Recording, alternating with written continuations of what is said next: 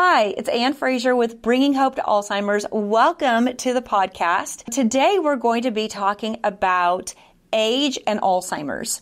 And a lot of people think that Alzheimer's is an old person's disease. There are many people who don't start showing signs of Alzheimer's till they're like in their 70s, 80s, 90s, or even 100. So many times people consider it to be an older person's disease. And so what we're starting to see and what's happening is people are starting to show signs of cognitive decline or dementia and potentially Alzheimer's earlier and earlier. So I wanted to kind of talk about early onset Alzheimer's today. And when we're talking about early onset, the true definition is anybody prior to the age of 65. That would be considered early onset. And so there are people who are being diagnosed right now in their 40s, 50s, and early 60s. So all of those ages would be considered early onset. And some of the things that people ask me are, why are people starting to get this earlier and earlier? Back long ago in the day, we would look at our grandparents who maybe were really old, but you weren't hearing about younger people at that time. Why are we hearing about that happening now? And there's a lot of answers to that. And again, I am just going to talk only from personal experience. I'm not a doctor. I'm not a health person in any way, shape, or form. So I will just be talking about that from personal experience with my own family and the other people I come in contact through Night of Hope.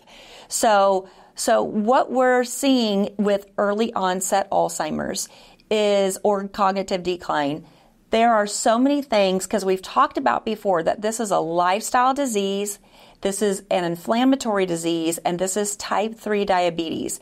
So when we're looking at those types of things, and you think about going to the grocery store, and we've always heard when you go to the grocery store, you want to walk around the perimeter and buy the items that are just on the perimeter, the outside, and not really go up and down the aisles. And my doctor actually had a saying, which I thought was brilliant, and she said, if it has a barcode, a bag, or a box, those typically are things you should not necessarily be including into your diet. So I know nowadays on fruit, they'll put the little sticker that has a little barcode now. They didn't used to, so that part of it doesn't always make sense now. But your fruit, your vegetables, your lean meats, or your fish, and then if you're looking at baked products, really the only products that you should be looking at would be some kind of a gluten-free, if you're going to do a bread of some sort. But typically, I don't really do a lot of those types of things, even gluten-free, because again, it comes in a bag or it comes in some kind of packaging. So if you're just looking at mostly fruits and vegetables and lean proteins, remember the term for your fish, if you're going to have fish, SMASH, SMASH. So that would be your salmon, your mackerel, anchovies, sardines, and herring. So those are your 5 fish that are really great for your brain because they have so much omega-3s in them and really, really healthy for you. So again, going back to early onset, if you're not getting these types of nutrients from the outside of the grocery store, then that could be a lifestyle that you can change something in that realm. If you're eating a lot of processed foods or sugar-laden foods like in the bakery, those types of things. This episode is brought to you by Thrive Once More.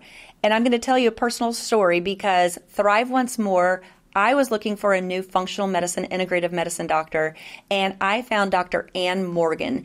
She was a ER doctor for 22 years and got tired of seeing people come in so sick and just being able to treat the symptom that was happening at the moment and not really the inside of the body. So she started her own practice called Thrive Once More, where she helps men and women figure out what medical issues are going on in the body and how to get to the root cause so you can actually heal and not just take a pill or do something that's going to just treat the symptom and not the problem. So Thrive Once More, Dr. Anne Morgan. She's my personal doctor. If you want to make an appointment for just a quick consultation, you can go to thriveoncemore.com. And we want to thank her for being a supporter of this podcast. So your diet, that's one of the big reasons why we're seeing people with earlier and earlier onset Alzheimer's. Alcohol has a lot to do with early onset Alzheimer's or dementia. We're seeing alcohol is so socially acceptable, and it's at being a real estate agent. It is literally at almost every event I go to. So it's very socially, like I said, acceptable. You're going to go over to a friend's house, you take a bottle of wine, you're going to go out for happy hour and have a few drinks. And so alcohol is really, really hard on the brain, and it actually causes brain cells to die off, which is the opposite of what we're wanting if you're dealing with some form of dementia or cognitive decline. So that's another reason why we're seeing earlier onset. And then if you also look at our crazy busy lives, so we are so busy. We try to multitask, which is really not a thing. It actually is so difficult and hard on your brain to try to multitask and do a bunch of different things. But we all think that we can do that. And so we just live in a rat race right now where we try to work hard, play hard, take phone calls, all while we're cooking dinner and we're making an order on Amazon or whatever. Like, we're constantly busy. So those types of things are also feeding into our stress levels. And stress is a huge reason why we're getting earlier onset of Alzheimer's, dementia, or cognitive decline. So as I mentioned, sugar. We want to stay away from sugar. When we get tired, sometimes we want a quick pick-me-up. So we'll go grab a soda or a candy bar or something that has sugar in it that makes us feel more energized. But then we also then have that crash on the other side. So it's a temporary fix, but isn't great for your brain. So rest, we're not resting as much. I don't know about you, but myself, lots of my friends and family members, we have trouble sleeping sometimes, and sometimes that's because we're busy. We wake up in the middle of the night and our brain is just thinking of all the things that we have to do. Or we wake up in the middle of the night. That could be due to maybe having alcohol. Sometimes that messes with people's sleep patterns. Or if we have hormone imbalances, that sometimes can cause you to get up all night long. So those sleep pattern disruptors, those are things also that can cause us to have sleep. Just being deprived of sleep can cause us to have some cognitive issues. You wake up really groggy the next day and your brain's just kind of fuzzy and you're just kind of, have you ever woke up and you felt like, where am I? What day is it? Like, where am I supposed to be today? So things like that, that's just lack of sleep. That's just your brain trying to tell you you need more sleep. But over time, that can be something that can cause cognitive issues. So as we're looking at early onset dementia or cognitive decline or becoming full-blown Alzheimer's, these are some of the things that we're seeing.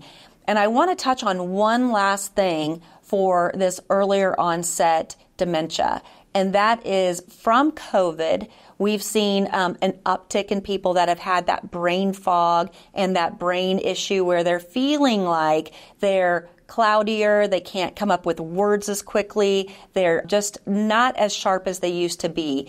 And from everything that I've been studying and I've read, there seems to be some things that are going on with the spike protein from COVID, and the spike protein sometimes can cause some cognitive issues. And so we've seen a little bit of an uptick, or quite a bit of an uptick, of younger people since they've had COVID that are having some cognitive issues. So the biggest thing that I did and that I suggest a lot of people do is go to your doctor, go to a functional medicine, integrative medicine doctor, and you want to get a lot of these things tested. Find out what's going on with you. Find out if your hormones are off. Find out if you're sleep deprived. Find out all the things that are kind of going on inside your body.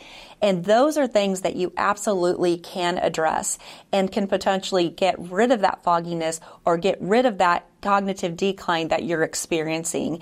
And so we also are seeing people that have been diagnosed with early onset, early stage Alzheimer's that are getting reversed out of that just by doing some of these lifestyle changes and not including inflammatory things or sugar in their diet. So anyway, that's what we're all about at Night of Hope.